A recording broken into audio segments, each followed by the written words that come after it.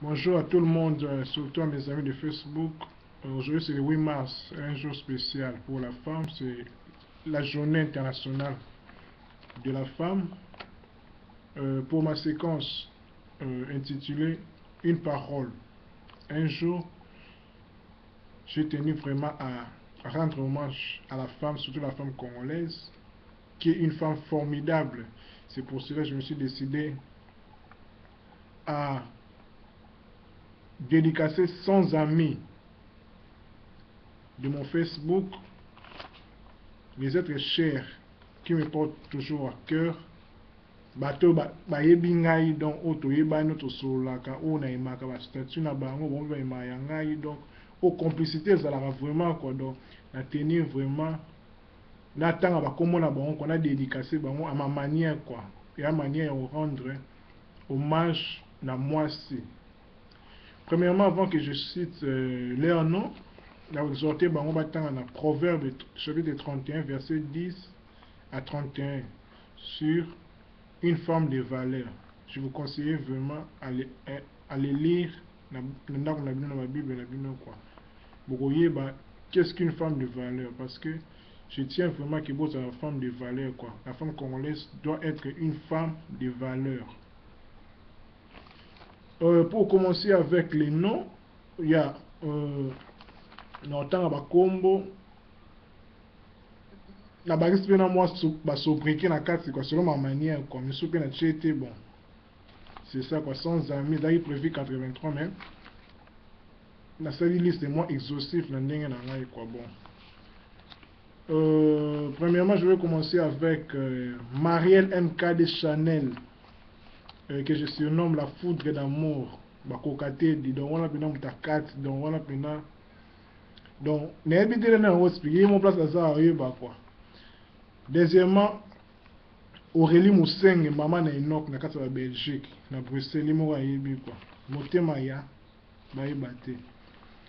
Au numéro 3, Dolès Henriette Lopole, les longues jambes, na kati ya Gemert. Au numéro 4, Yasmine Ndaya Moutouali, la fille de Dieu, na kati ya Bruxelles. Au numéro 5, Gloria Tamara, la Congolaise guadeloupéenne. Au numéro 6, Lauriane Lincha, de tous les temps, de tous les jours dans le Facebook, il m'a eu place dans la Belgique. Au numéro 7, Mesta Esther, il faut coup de Bundes, on a tété la Kema Fumbe. Voilà la polémique. Au numéro 9, Aïe Yvonne, la savante congolaise, la maths, la 80 très intelligente, ma soeur. Au numéro 10, Aïda Bouengo, grande sœur propre. Au numéro 11, Allégresse Belela, la voix d'or de la Hollande. Ayemba danger domestique. Au numéro 12, Belle Rose, bois de Ben. Au numéro 13, Blessing l'espoir, la femme dorée de Dieu. Ayemba mystique, donc rien à dire. Au numéro 14, Karine Bombo, ma sœur de tous les temps. Ya yebi place à Zali, quoi. Souka en beauté. Au numéro 15, Karine Moutanda. Depuis Diego Kao, ya yelima solo. Au numéro 16, Cécile Avantage Gossa, la reine de Suisse. Gossa, dans la lirait fort. Au numéro 17, petit nanga chache à la mignonne. Ou un petit sœur propre, quoi. Au numéro 18, Crémé Mungala. Azala crème et lengue, souka na beauté. Au numéro 19, Eliana Speakings Eyes Conde. Donc, il y a une lobaka. Donc, sauter les miss, donc, rien à dire. Au numéro 20, Amy Kemili Kaunga, la bruxelloise. Au numéro 21, Esther Kapinga, Grâce Kazadi. La grâce éternelle. Voilà, bien moi, la Nzambe, donc, David à moi, si j'ai douté.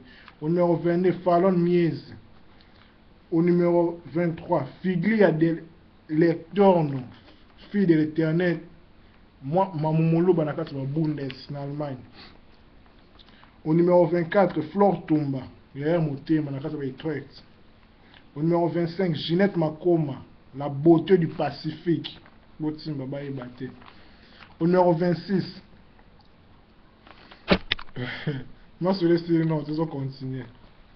Numéro 26, Gisèle. Gisement mon amouyaka, mon tema ya, nga mon appareil na libala na donc. Rien à dire. Au numéro 27, Jiwa la perle. La perle, petite sœur propre na bela. Mon tema ya. Là le bas, non le bas. Numéro 28, il y a Grâce Kaké, c'est enfant de Dieu, il est fort, sous quand va beauté.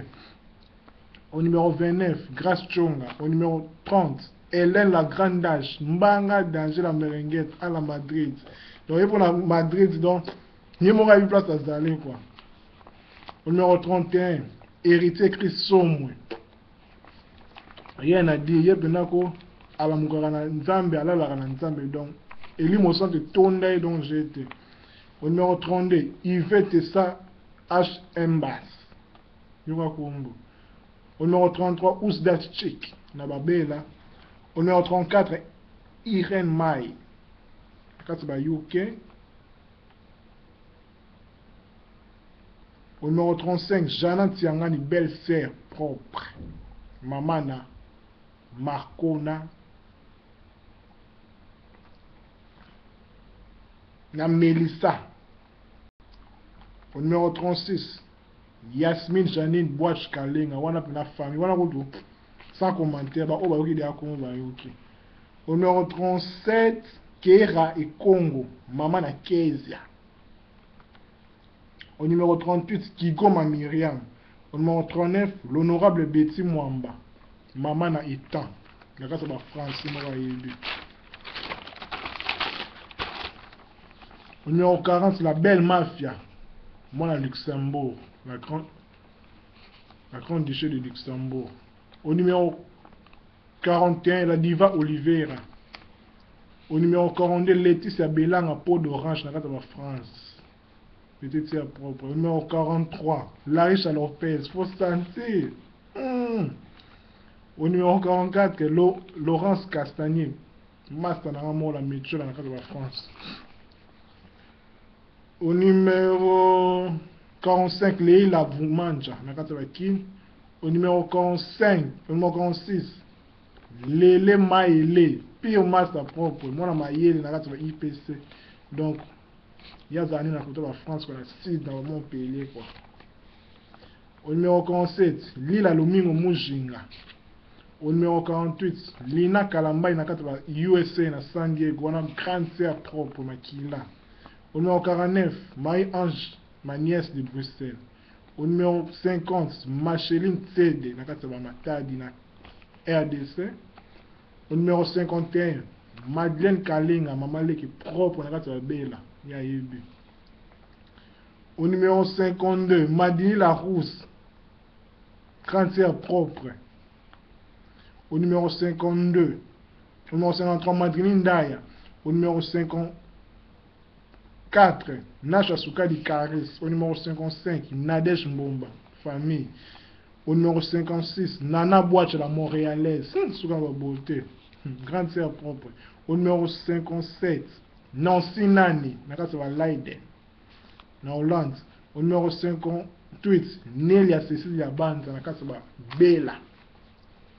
Au numéro 59, Nene Lekasopo, Nene na Suisse Irlande, wana mère nanga moko do ya ba tendance donc moko te quoi. Donc au numéro 60, Neni Dolce za Katsaba Sudaf. Au numéro 61, Neptali Djematai Mystique Yoka Kombo na Katsaba France. Mwana Mungala. Au numéro 62, Nginama Ujina. Cancer propre, donc elle est belle, donc rien à dire. Au numéro 63, Nicole Coco Boacha, grande sœur propre, ya Mayele, donc voilà quoi tout. Sur l'album Mingi, ou à côté des familles, donc tous les cas.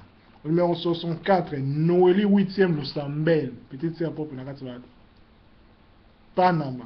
Au numéro 65, Olive Luelo.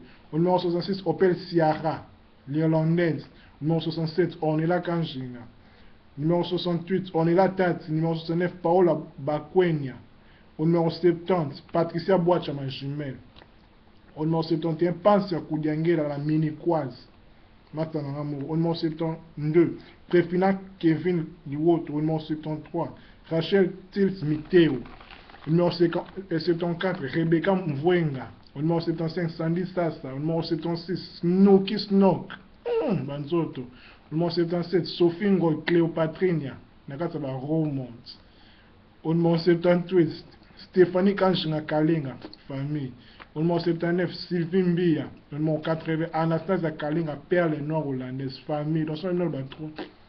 Oh, à côté de donc. Tous les cas. Au numéro 81, Blondine Kabwe. Maman international, rendez-vous le 11 mai. Il m'aura eu. Au numéro 82, Ursula Mylène Moukounet, la carte de Lubumbashi. Au numéro 83, Vanessa la gagnante. Film ou film. Au numéro 84, Vanik Luzeka. Au numéro 85, Vrai Chéri dans Panama. Au numéro 86, Yasmine Kiese. Au numéro 87, Yelisa Yandenda Yamungia, la carte de France. Au numéro 88, Déborah Mouna a pris à rondelle. Petit c'est un propre, la carte de OK. Bye bate. Au numéro 89, Christelle Dior Mukongo. Propre, puis maïe libellé. Au numéro 90, Gucci Moma Myriam, la terre battue, la carte de France. Au numéro 91, Octavie Mouima. Au numéro 92, Laetitia Pongo, grande sœur propre, la carte de Kin. Au numéro 93, Thérèse Mantequila, Matsananga Moko, la carte de France. Au numéro 94, Marie-Cœur d'Or, le thème Wolo. Au numéro 95, Chanty Switzerland, grande sœur propre. Au numéro 96, Monica Castello, Beauté Bélé. Au numéro 97, Glodie d'Israël, fille d'Abraham, la carte de Hollande. Au numéro 98, Nidel Mbiavanga, Motema ya DJ, le plus grand DJ de la Hollande, Dexon. Au numéro 99, Myriam Pembo. Au numéro 100, Jonami Aldama, Motema Jesse Luzolo. Et au numéro 100, Amaria Maya. Donc voilà les listes la liste de mes amis au Bénin à TNCF. Donc vraiment je pense que bon, on a zaté donc ne évitez quoi, on a zaté là-bas, on a donc quand il y a une complicité dans ma casse, donc on a là bas fort, donc je sais quoi, donc pour la journée de la femme, bah bonne fête, bah marié, bon, la bien, bah papa n'a bino, bah futur marié, malème, bah prière est belle, bah on peut bah bailler notre célibataire, bon, sur la temps n'a bino, bon, que l'on a patience toujours, donc vive la femme congolaise, vive la femme africaine, vive la femme du monde, donc le verset on a Proverbe 31.